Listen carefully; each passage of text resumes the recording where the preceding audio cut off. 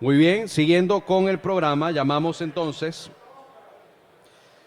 al doctor Alejandro Gutiérrez. Él es profesor universitario titular de la UCLA, economista, doctor en economía agraria con estudios de desarrollo. Doctor, el espacio es suyo. Un fuerte aplauso para recibirlo. Con esta punta, para adelante, para atrás, no toque estos. Ok. Bueno, buenos días a todos. Estoy muy agradecido del comité organizador por darme la oportunidad de estar aquí con ustedes, con la Venezuela Productiva. Saludo a los organizadores, al presidente de FEDEAGRO, Aquiles Hopkins, el presidente de FEDEAGRO, buenos amigos con quienes he tenido oportunidad de compartir en otras oportunidades. Bueno, estoy profundamente emocionado de verdad de estar aquí con ustedes. Vengo de un ambiente muy académico. En Mérida estuvimos muy encerrados en la pandemia, ¿no? Y la actividad de la universidad pues ahora se desarrolla bajo otros parámetros, ¿no? Pero estamos en tiempos de cambio. Y si no cambiamos, pues perecemos, pues. Y estamos en tiempos de ser solidarios.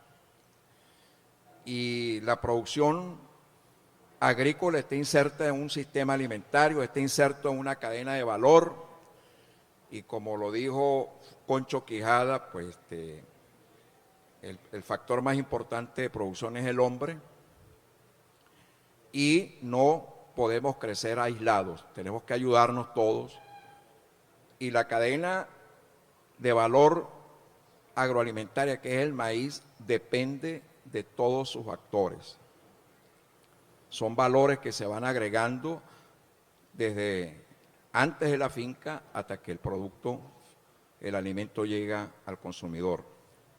Bueno, mi tema es algo de historia y algo de las políticas actuales y algunas cosas que pienso yo que son importantes de políticas para el corto plazo.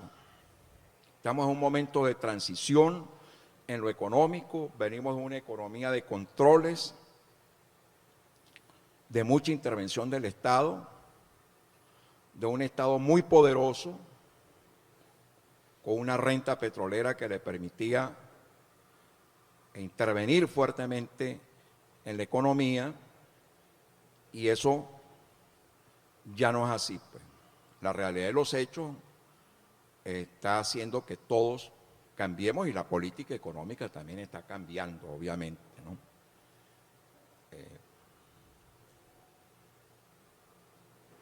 Entonces, yo voy a hablar en primer lugar, sobre el mercado mundial del maíz, algunas características y tendencias recientes, la producción nacional, las importaciones de maíz, su evolución histórica. La producción nacional y las importaciones conforman lo que son las disponibilidades o la oferta agregada por lo menos en la materia prima. Cómo ha evolucionado el consumo, la importancia nutricional de la harina precocida de maíz específicamente, la competitividad de la cadena y las perspectivas de la cadena, así como las políticas necesarias para su desarrollo. Bueno, no es ningún secreto, los mayores productores de maíz en el mundo son Estados Unidos, China, Brasil, Argentina, Ucrania, un país en guerra. Rusia también es un país importante en el mundo como productor de maíz. De allí pues que lo que está sucediendo con estos dos países en guerra actualmente impacta el mercado mundial del maíz. Y aunque no importemos maíz directamente de Rusia, pues eso impacta el mercado mundial y eso tiene consecuencias para nosotros. Más o menos se producen en el mundo unos 1.200 millones de toneladas. Y como les dije, bueno, allí están esos países que son los principales productores, pero la mayor parte del maíz que se produce en el mundo es para consumo doméstico, no es para exportarlo. O sea que aproximadamente el 15% de lo que se produce es lo que se exporta, eso es lo que va al mercado mundial. Y eso es fundamentalmente maíz amarillo. El maíz blanco es apenas un 10-12% de lo que se ofrece en el mercado mundial. Pero el maíz blanco es la materia prima para lo que ha sido un alimento muy importante para los venezolanos, si no el principal alimento de los venezolanos, que es la arepa, pues. Entonces, de allí que el maíz para nosotros tiene una importancia así como el arroz para los asiáticos. Y también hemos tenido un cambio en la estructura del consumo de alimentos en Venezuela, y el arroz, ¿no?, por la fuerza de las circunstancias, se ha venido convirtiendo en un alimento también cada vez más importante. Yo diría que tanto en maíz como arroz, el país tiene que apostar todo a la producción que sea posible realizarla en el país con un nivel de protección razonable. Pero no podemos renunciar, en el caso de esos dos cereales, a un nivel de protección razonable por parte del Estado. Protección que no va a ser como fue en el pasado y como vamos a ver históricamente con las políticas que ha tenido la cadena.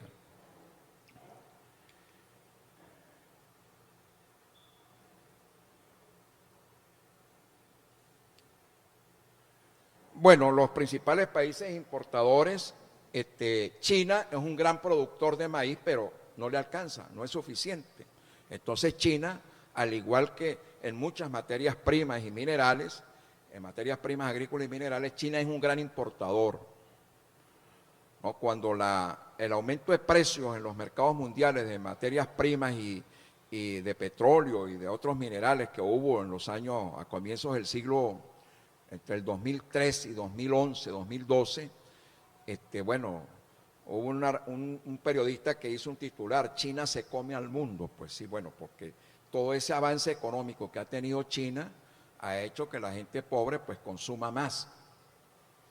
Y los consumos de alimentos. China acabó con su problema de seguridad alimentaria convirtiéndose en una economía de mercado. Eso no se nos debe olvidar. Donde no hay economía de mercado, va a haber problemas de abastecimiento y va a haber problemas de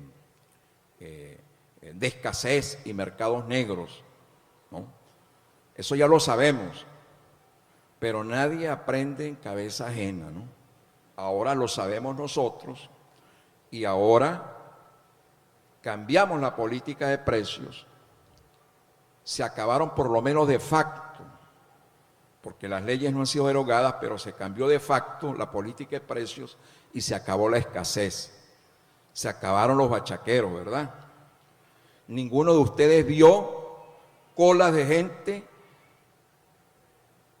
donde se vendía papa, donde se vendía lechosa, donde se vendía pimentón. Allí no había control de precios. Allí estaba operando el mercado y la oferta se equilibraba con la demanda. Ahora no tenemos escasez. Ahora tenemos una poca oferta para cubrir una poca demanda. El problema ahora es que tenemos mucha gente que no tiene capacidad de compra. Entonces necesitamos que esta economía se reactive, que pueda crecer, que pueda generar empleo decente. La mejor política de seguridad alimentaria es aquella que le garantiza acceso a la gente para que pueda, con el sudor de su frente, tener un salario decente y poder ir y comprar lo que requieren. México también es un país importador de maíz. Japón. México es un exportador de maíz blanco, pero el maíz amarillo es importador.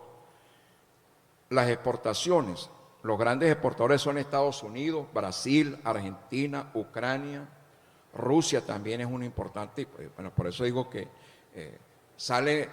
Rusia y Ucrania contribuyen aproximadamente con el 20% de la oferta de maíz en el mercado mundial. De manera tal pues que si esa oferta no llega, la oferta de Rusia y de Ucrania al mercado mundial no llega por las circunstancias de la guerra, eso impacta el mercado mundial y hace que los precios suban.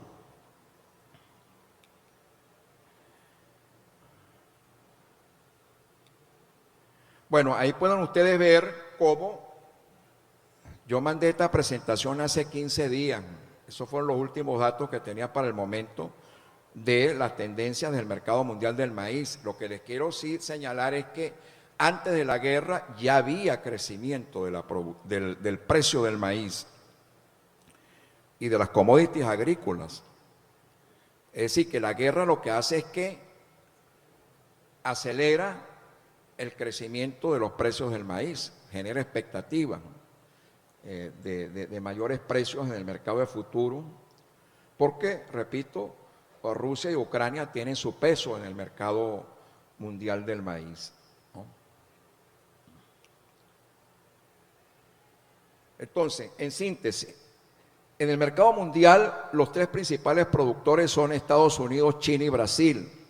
Concentran aproximadamente 2/3 de la producción.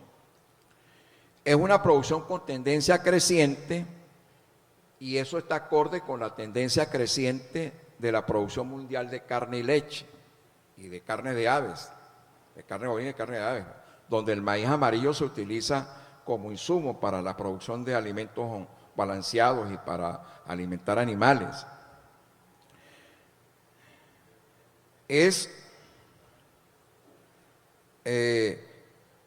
Su uso principal es entonces para alimentar animales. Lo que pasa es que nosotros somos un país consumidor de maíz blanco. No siempre se puede conseguir con seguridad maíz blanco en el mercado mundial. Y esa es otra razón que nos obliga a pensar que Venezuela tiene que asegurarse un mínimo de producción doméstica nacional y que tenemos que apostar a la producción de maíz. Además de su importancia, no voy a decir la frase tan trillada estratégica, pero efectivamente lo es, pues, como vamos a ver más adelante, para la alimentación de los venezolanos. Son precios volátiles, es un mercado volátil y en los últimos 2 años, es decir, antes de la guerra, ya había tendencia a crecer de esos precios en el mercado mundial. Y desde hace tiempo, en la primera década del siglo XXI, entendimos que los precios de las materias primas agrícolas estaban correlacionados, asociados al destino de los precios del petróleo. ¿Por qué? Porque muchas materias primas agrícolas se utilizan también para hacer biocombustibles. Cuando crece el precio del petróleo, se hace factible económicamente sustituir gasolina por biocombustibles. Y esos biocombustibles se producen con caña de azúcar, aceite de palma, maíz.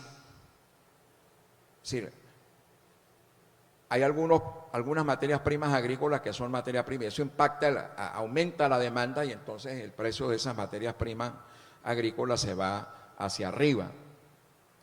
Es decir, cuando veamos el precio del petróleo, pensemos también en el precio de las commodities agrícolas, de algunas commodities agrícolas, entre ellas el maíz.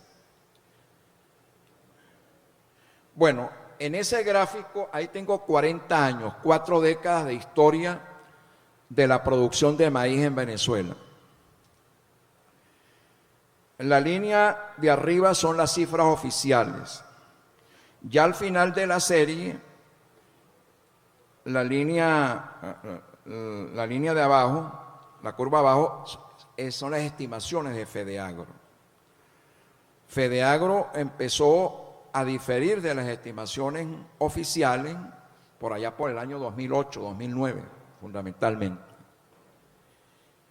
Pero ahí tenemos una perspectiva en el largo plazo de qué es lo que ha sucedido con la producción de maíz. Tenemos épocas de auge, por ejemplo, periodo 84-88, la época del denominado milagro agrícola. La verdad es que no fue un milagro agrícola, los milagros no tienen explicación y lo que sucedió allí y la respuesta que dio la producción de maíz sí tiene explicación. Los milagros no tienen explicación, o sea que el término milagro no está bien utilizado. Tenemos una segunda fase de crecimiento de la producción que comienza en 1999.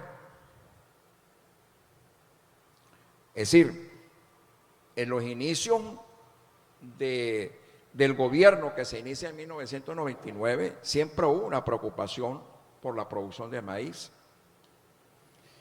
Y hubo un cierto apoyo, y luego vino la bonanza petrolera y vino la abundancia de recursos, y hubo crédito en abundancia, hubo contingentamiento de importaciones, hubo subsidios a insumos agrícolas,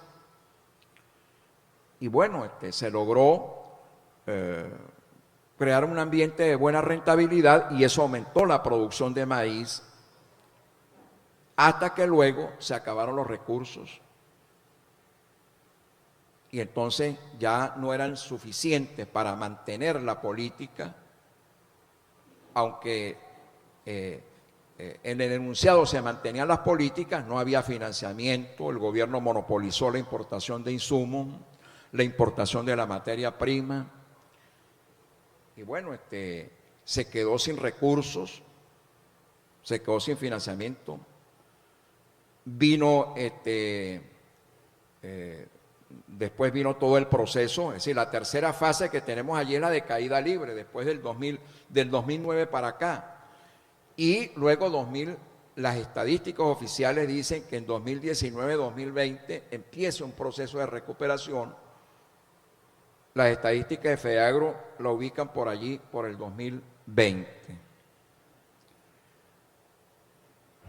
El Departamento de Agricultura de Estados Unidos le hace seguimiento a la producción de cereales en Venezuela. Bueno, porque este siempre fue un mercado importante y sigue siendo un mercado de relativa importancia, ¿no? Seguimos trayendo maíz amarillo de Estados Unidos. Arroz hemos importado también de Estados Unidos, de manera tal pues que ellos le hacen un seguimiento permanente. Creo que por lo menos 2-3 veces al año sacan un informe sobre Venezuela.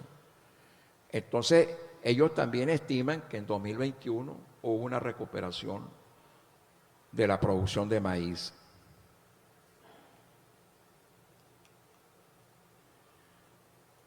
Bueno, maíz es el cultivo con mayor superficie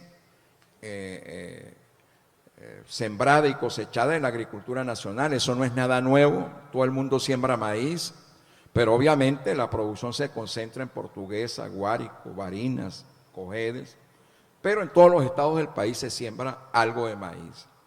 No siempre con la misma eficiencia, obviamente, pero bueno, allí también pueden ver en esos 40 años qué es lo que ha pasado con la superficie. Esas son cifras oficiales. Y épocas de auge y épocas de caída que tiene que ver con las políticas.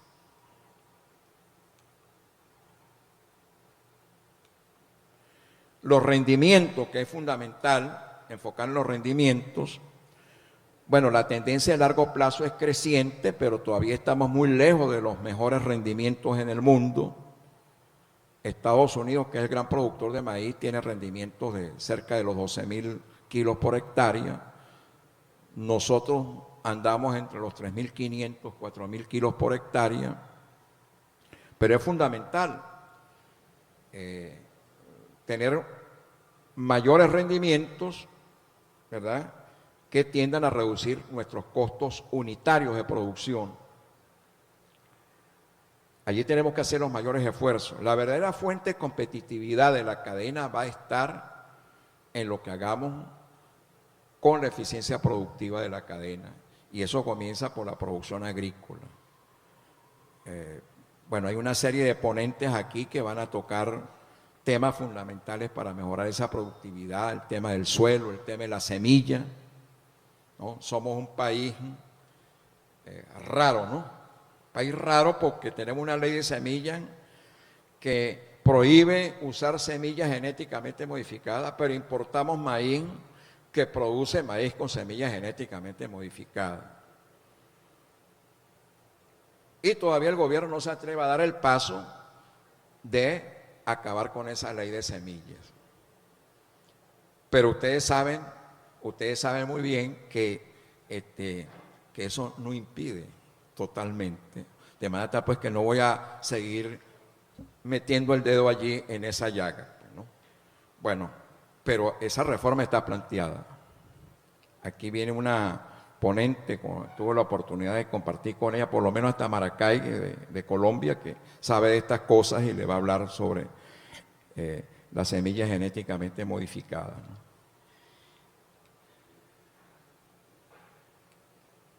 Bueno, ahí se resume lo que se ha hecho en tres fases culminantes, importantes en la producción de maíz, históricamente en las últimas 4 décadas. Milagro agrícola, ¿no? 1983-1988, llega ese gran venezolano que fue sin duda Felipe Gómez Álvarez, ¿no?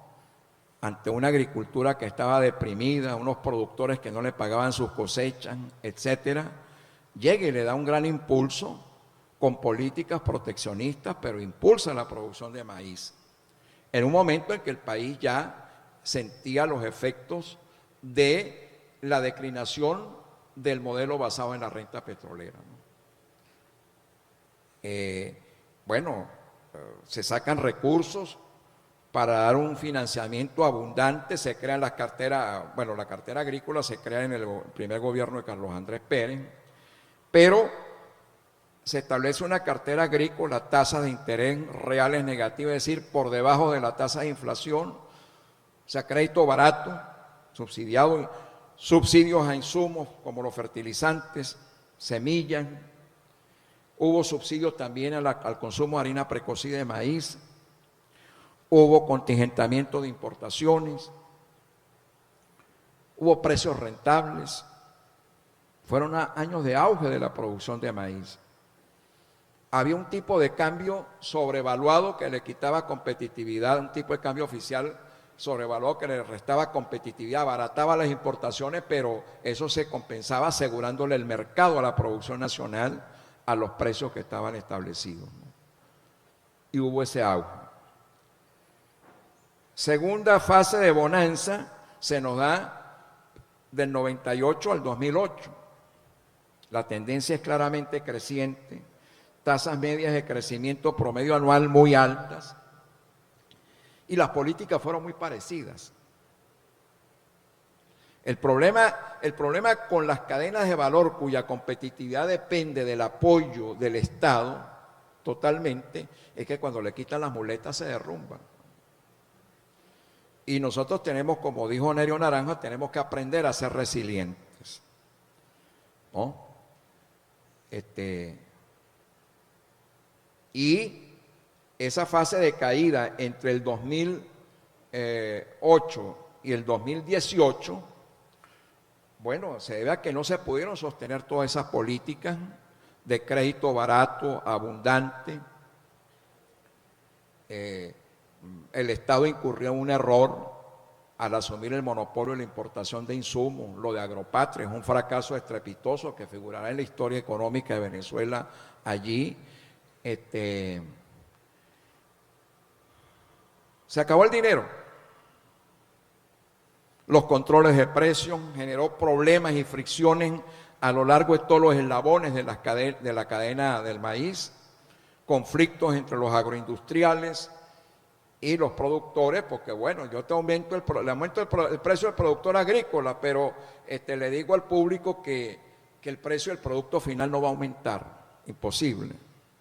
Controles de precios, entonces impedía que los mercados que se generan a lo largo de la cadena, ¿verdad?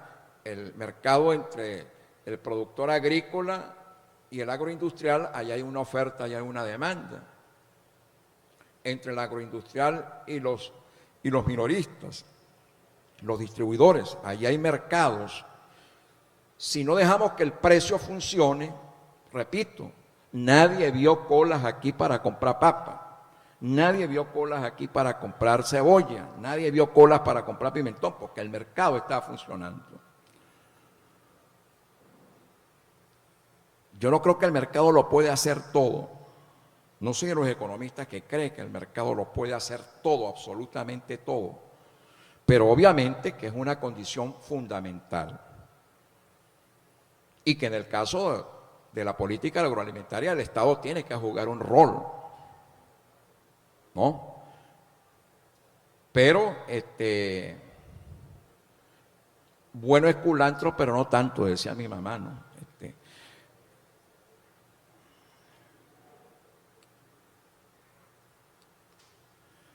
Bueno, las importaciones. Somos un importador neto de maíz, obviamente, allí están las condiciones de la política, han ido cambiando, pero digamos que en este momento las importaciones se rigen por un decreto al cual hay que aprovecharlo hasta donde se pueda. Hay una gran cantidad de partidas arancelarias que están exentas de pagar el arancel de aduana y están exentas de pagar el impuesto al valor agregado.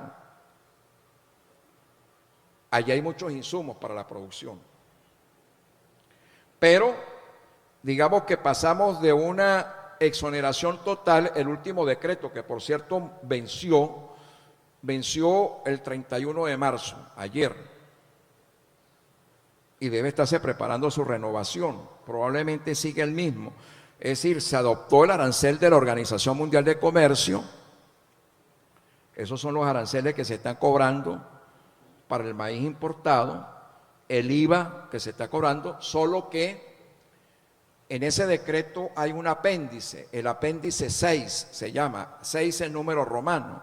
En el apéndice 6 está el maíz, que son los rubros, las partidas del arancel de aduana que están sometidas a contingentamiento.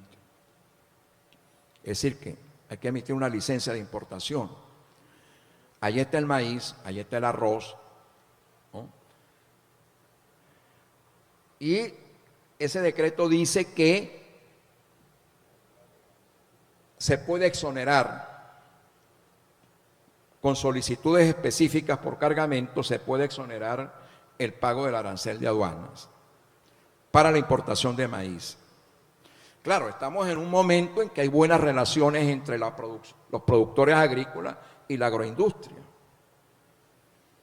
Yo ayer que me pasé aquí por los pabellones, hablando con actores reales, no dando clases frente a un pizarrón y frente a un computador allá en la ULA, bueno, dicen, la empresa tal está pagando bien y está pagando a tiempo. No se nos tarda más de una semana, cuando nos paguen bolívares, cuando nos paguen dólares se tarda un poquito, etcétera, un poquito más, pero, o sea, observo, y es que ese es el ambiente que tiene que prevalecer en la cadena de valor del maíz. Hay que hacer política.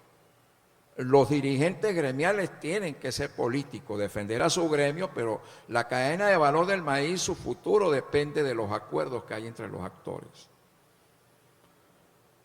Aquí hay cadenas donde el gobierno ha intervenido muy poco, incluso en épocas en que el gobierno hace uso de su poder para intervenir los mercados fuertemente. Por ejemplo, la cadena de la palma aceitera, ¿no? O sea, los actores llegan a acuerdos para impedir que el gobierno se meta allí. Prefieren llegar ellos a esos acuerdos y allí están sucediendo, siempre han sucedido cosas interesantes. Esa es la única oleaginosa para la cual el país tiene reales ventajas comparativas, dotación de factores desde el punto de vista productivo, y es un tiro al piso porque hay mercado. Allí en el sur del lago andan lo que llaman los productores las aceiteras, ofreciendo financiamiento para incorporar más tierras a la producción. Espero que lo hagan sin dañar mucho el ambiente, ¿no? Pero hay todo un mercado. Entonces, pero esa cadena, lo que podemos aprender de esa cadena es que los actores prefieren llegar a ellos a acuerdos antes de que el gobierno se les meta en la cadena. Y es un buen ejemplo. Tenemos que negociar en la mesa no con el hígado, sino con la cabeza fría y pensando en una perspectiva de largo plazo, porque el futuro de la cadena depende de la armonía que exista entre los actores de la cadena, ¿no?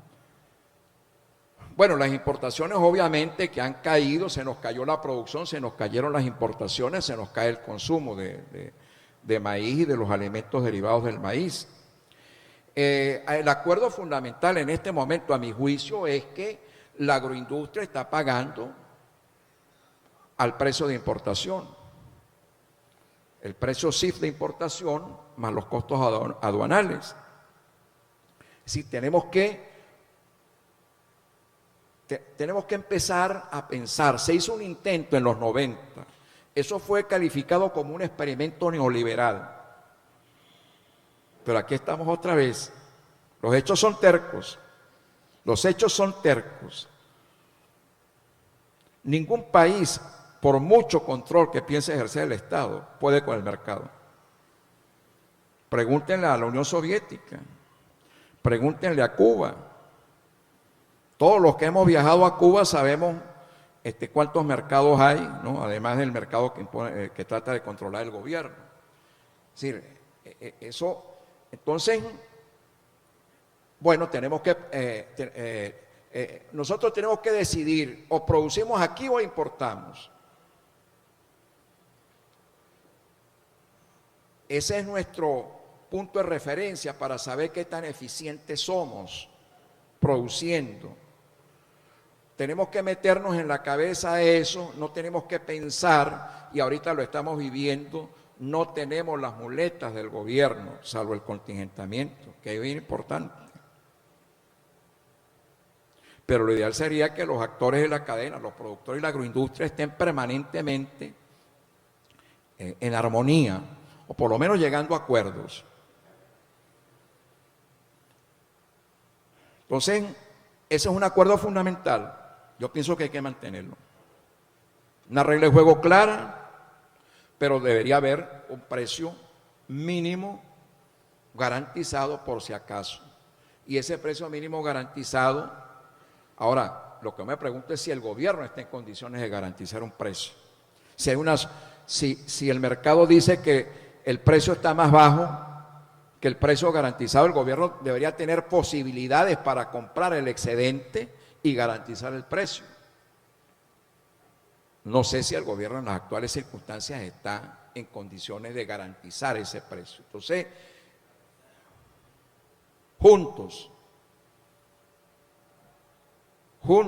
creciendo juntos los actores de la cadena.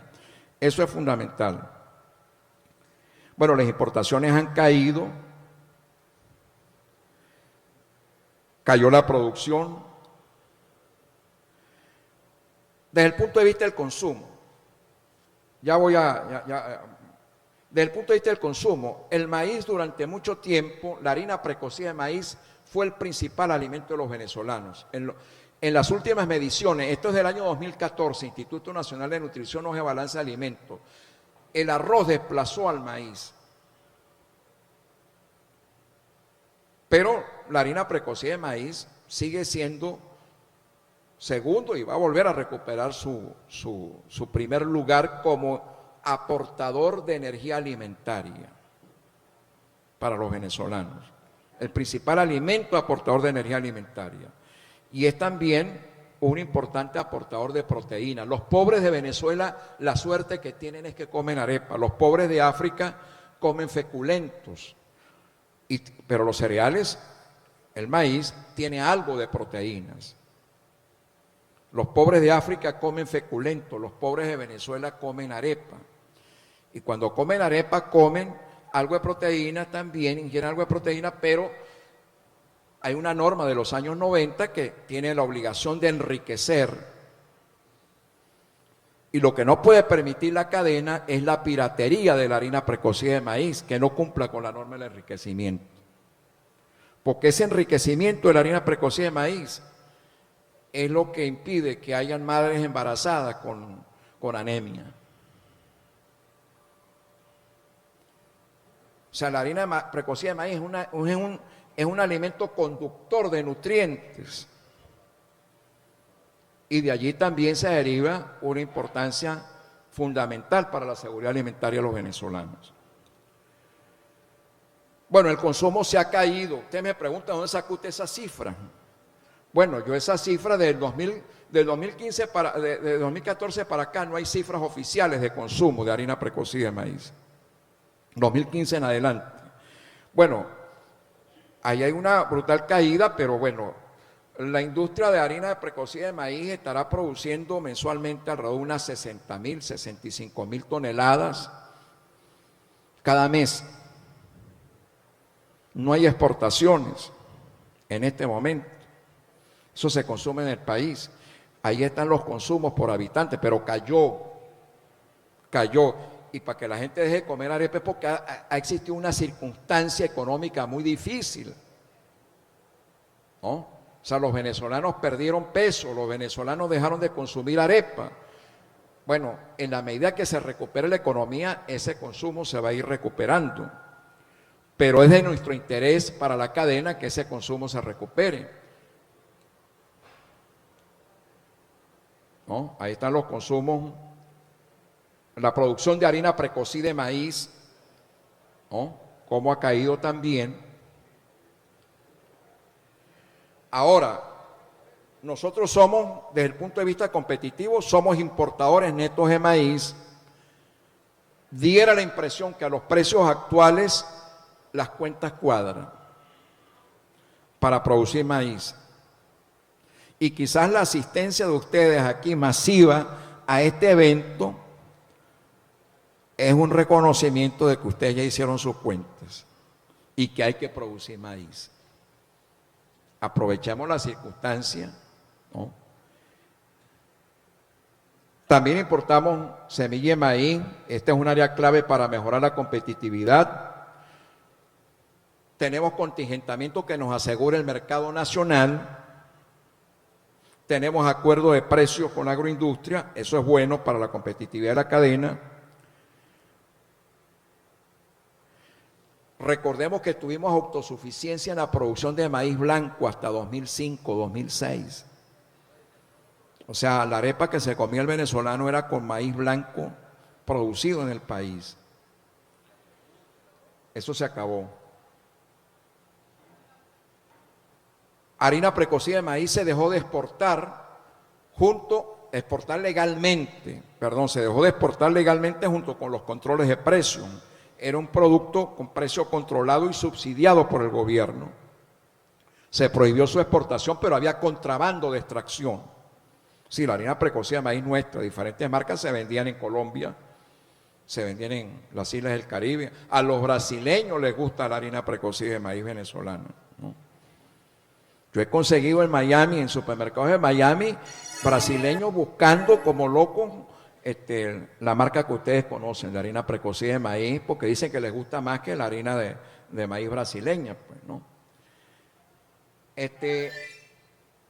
Bueno, entonces tenemos que no hay posibilidades ahorita, no cuadran las cuentas para la exportación de harina precocida de maíz desde Venezuela. Tenemos un problema de un factor importante, no el único que incide sobre la competitividad, que es la apreciación del bolívar frente al dólar, que forma parte de la política antiinflacionaria, el anclaje del tipo de cambio. Entonces eso abarata importaciones. En las zonas de frontera tenemos marcas colombianas, y cuando digo zonas de frontera no estoy hablando del Táchira, ni estoy hablando solamente del sur, estoy hablando del estado Mérida, estoy hablando del estado Trujillo, marcas colombianas que compiten con buenos precios con la harina precocida de maíz nacional. Sin embargo, bueno, la marca más conocida exporta desde Estados Unidos y exporta desde Colombia harina precocida de maíz, y hay un mercado que con esto de la diáspora que ha ido creciendo, ¿no? Ahora, es necesario tener un plan estratégico para desarrollar la competitividad de la cadena, pero eso tienen que hacerlo los actores. Hay que exportar harina precocida de maíz, pero eso depende no solamente de la voluntad. Se empezaron a hacer algunas exportaciones de Venezuela, después parece que no cuadraron las cuentas. Bueno, ahí está el gráfico de cómo cae el tema de la apreciación del bolívar, que le resta competitividad a la producción nacional. Claro, ustedes ahorita no se van a dar cuenta porque el precio del mercado mundial del maíz está aumentando. Entonces el factor de sobrevaluación no afectará por lo menos en el corto plazo. Bueno, finalmente, ¿cuáles son las premisas de una política para el futuro? Primero, para los que están aquí del gobierno nacional y para los actores que son ustedes, la política de seguridad alimentaria nacional debe apostar, yo digo, debe apostar todo al desarrollo del maíz y del arroz. En arroz fuimos exportadores durante mucho tiempo, en los años 90, llegamos a exportar más de 100.000 toneladas de arroz hacia el mercado colombiano. Ahora vamos a tener un país muy diferente, tenemos un país muy diferente y estamos adaptándonos a esa nueva realidad. El futuro del país no está en la economía petrolera y no es que el petróleo va a desaparecer, no es que el petróleo no nos puede ayudar. El problema es que el petróleo ya no es suficiente para garantizarle crecimiento económico sostenido al país.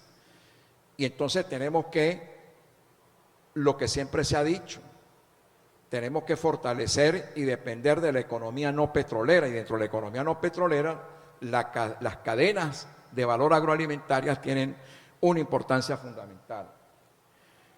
Por supuesto que se requiere de un gobierno que garantice reglas de juego claras, que respete, que haga respetar derechos de propiedad. Yo no les explico cómo un gobierno que está apostando al mercado ahora permite que invadan fincas.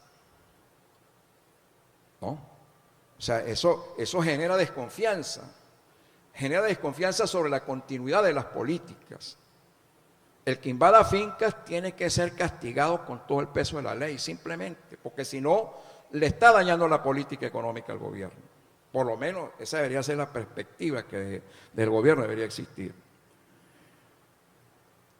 Entonces tenemos que se requiere reformas institucionales y hacer cumplir el imperio de la ley, establecer el imperio de la ley. Bueno, y, por supuesto, esa competitividad va a depender mucho de los acuerdos entre los actores de la cadena. El funcionamiento del mercado debe ser fundamental. Adoptarlo, no que funcione el mercado cuando me convenga y cuando no me convenga no funcione el mercado. Tenemos que tener unas ciertas reglas de juego claras y cuando haya conflictos, llegar a acuerdos antes que es deseable que esos acuerdos se den entre los actores y no que tengan que llamar al papá Estado para que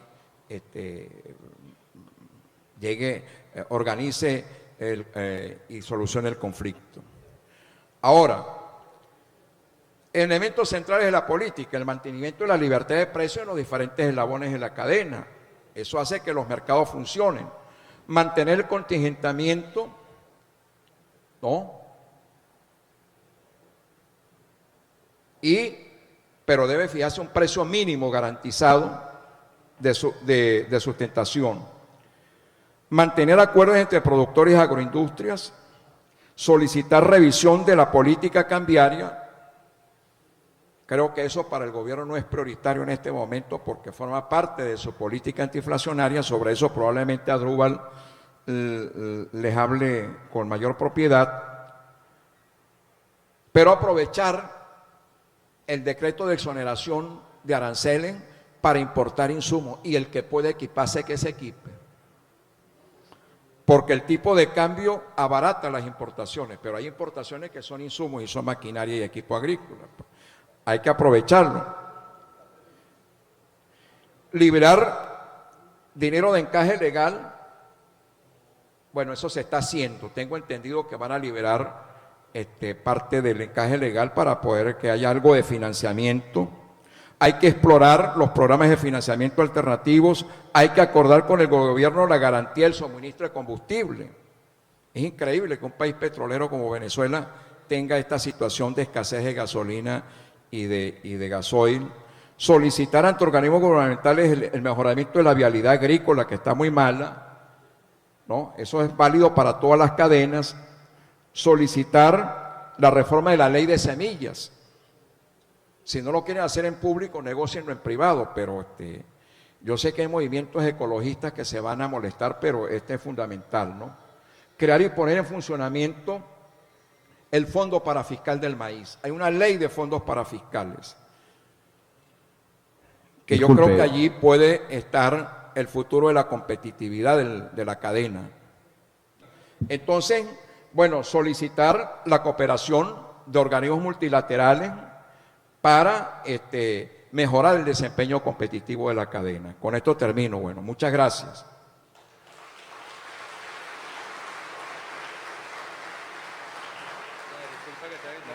Quédense sentados porque queda el panorita para las preguntas.